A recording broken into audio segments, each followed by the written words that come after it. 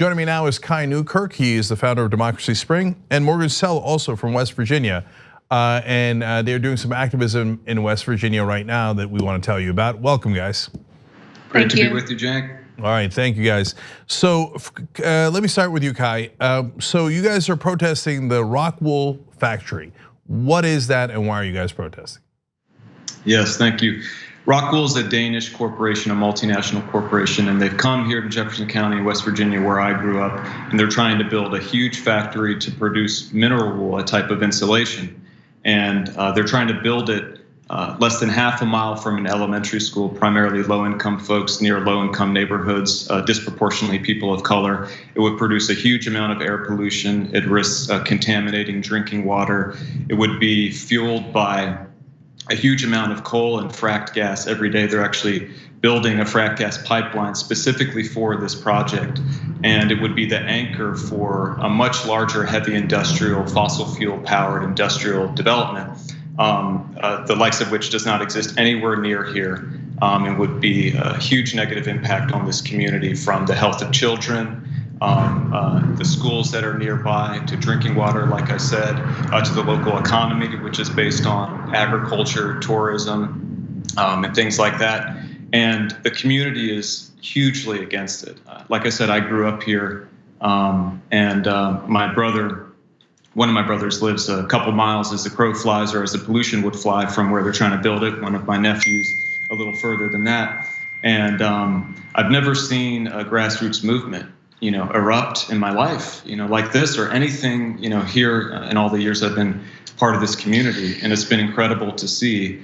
And still, this company is trying to do it against our will. And people are rising up and standing up for justice for our families, for the land here, the rivers, the water, and for the kind of economy that we want to have, which is a clean one, a green one, that doesn't make climate change crisis worse, but helps us turn it around. And that's what we're fighting for, to stop Rockwool from building here and to stop doing this kind of thing in other places around the world. It looks like Morgan might have gotten a fun message while we were talking, which happens often. All right, Morgan, you're also from West Virginia, right? Correct, yeah. Born and raised. So how would this affect you? Wow. Well, thank you so much for having me. This would affect me. It already has been affecting me for almost a year now. I grew up here in my hometown. My hometown is here. My childhood home is here. My parents live here. My husband and my two children, ages 5 and 2, live here. I was hoping to raise them. The ideal dream. Jefferson County, clean air, clean water, an hour and a half outside of DC, perfect location to raise your family, and this would affect me on so many levels. I've had to consider leaving my home, my family.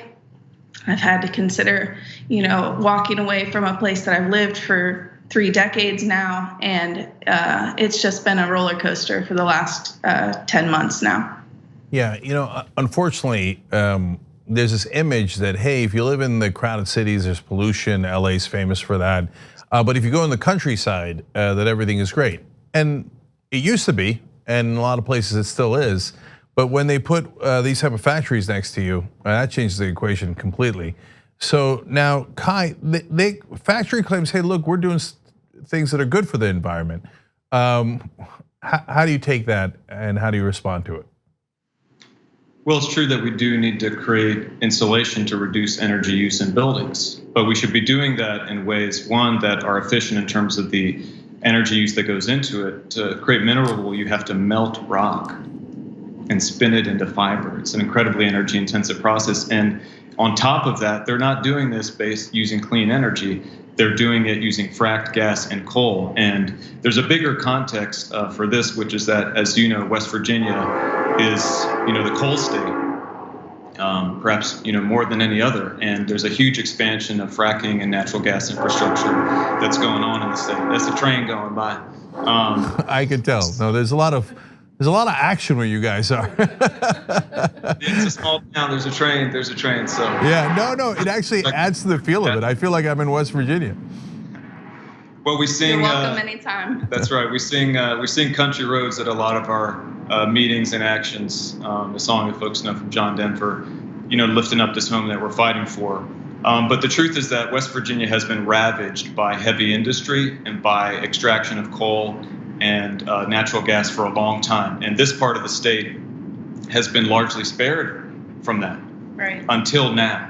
And so there was an $80 billion deal with China Energy to expand frac gas infrastructure in the state of West Virginia. And we see this as part of that. They want to lock in more use of coal, more use of frac gas, and do it in this part of the state where it hasn't happened to build out this much larger industrial development. So whatever Rockwool says, that's what they're actually helping to make happen. And there's no reason to be building new coal-fired heavy industry anywhere in the world right now with the crisis of climate change, and especially not less than half a mile across the road from an elementary school where I think more than 60% of the kids have assistance for lunch, other measures of being low income. And it's disproportionately people of color and poor folks in the area. So this is an environmental justice, environmental racism fight. It's also a democracy fight because this is a corruption of our democracy, the state and local level, that big money from corporations like this is overriding the will of the people.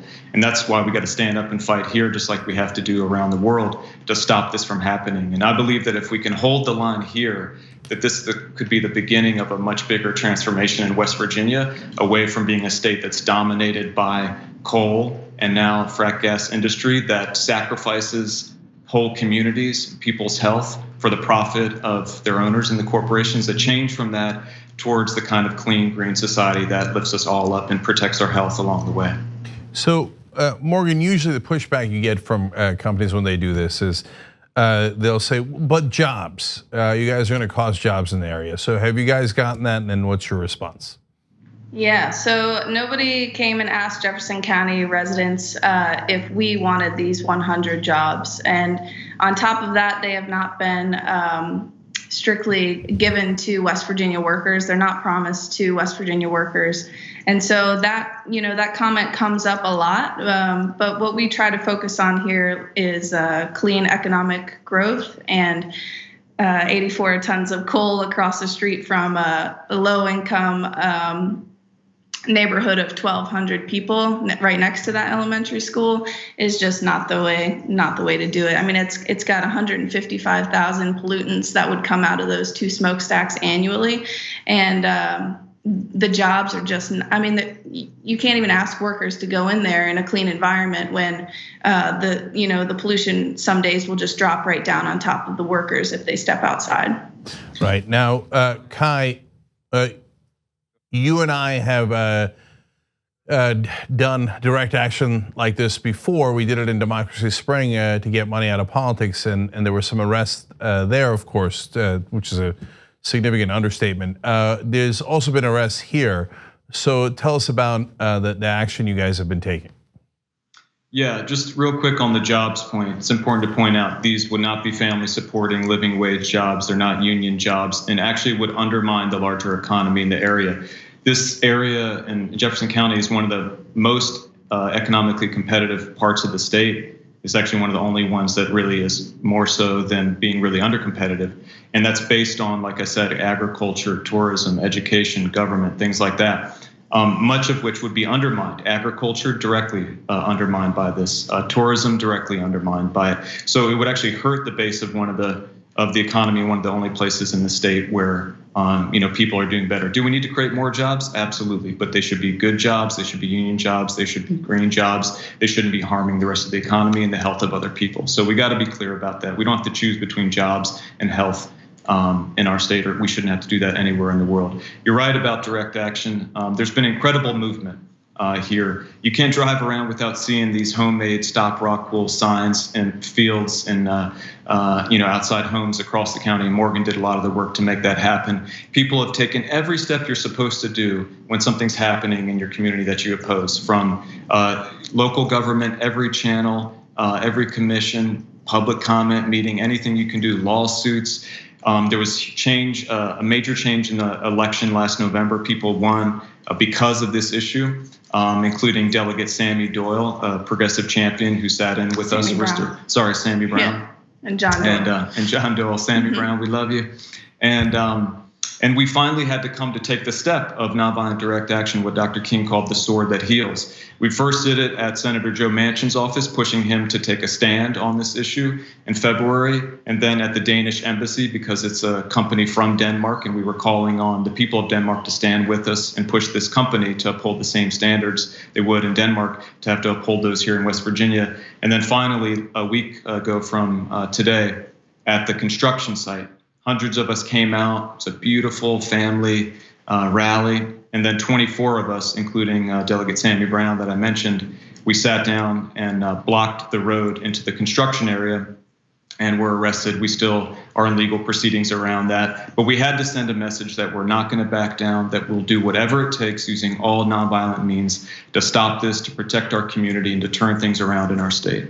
Real quick here as we end, did Manchin do anything? Not surprisingly, he hasn't. You and I both know that he's not someone that we can count on to stick with the people and not big business. But even as we fight to end the corruption of our democracy, we're not going to change that before this factory is going to get built or not. So there's sometimes fights where you just got to engage that system, use all the power that you can to push it. It did force him to have to come out and speak on the issue more. And we're going to continue to mobilize. We're doing a boycott of Rockwool, organizing divestment. And we're going to continue to do direct action here and other places in the United States, in the state of West Virginia, potentially at the Capitol in DC, in Denmark, and other places around the world to win this fight. Yeah, if the Just Democrat in that race, Paul Jean Swearingen, had won, you wouldn't have this problem at all. No doubt. She's supporting our cause on social media, and we hope to be able to stand together here in person sometime. Absolutely. Yeah, she's a great fighter in West Virginia. We got a lot of good fighters in West Virginia, so they don't know what they're messing with. Yep. All right. Now, Kai, I knew that you were from West Virginia, but I didn't know West Virginia had all these incredible fighters ready to spring into the world. So now it all makes sense. It all comes together. All right, Kai Newkirk, originally from Democracy Spring, and Morgan Sell, thank you so much for joining us. Really appreciate it. Thank you, Cenk. We appreciate it. The TYT Plus app is now available on iOS and Android. Download to get more TYT content at tyt.com/app.